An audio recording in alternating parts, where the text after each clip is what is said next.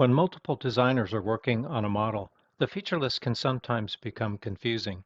That's where taking time to organize the feature list as the design evolves can pay big dividends. Hello everyone, Steve Myers here with an Onshape tech tip on how to organize the feature list. In this example, I think it makes sense to rename Sketch 3 to something more meaningful like Lever Profile. To do this, simply right-click on the sketch and select Rename.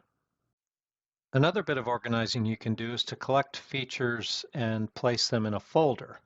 And that's really easy to do. You simply select the features you want to include in the folder, and then using the right mouse button, select Include Selection in Folder, and you've collected those items into folders that can then be expanded or contracted as needed, and this can help keep the feature list a little less crowded.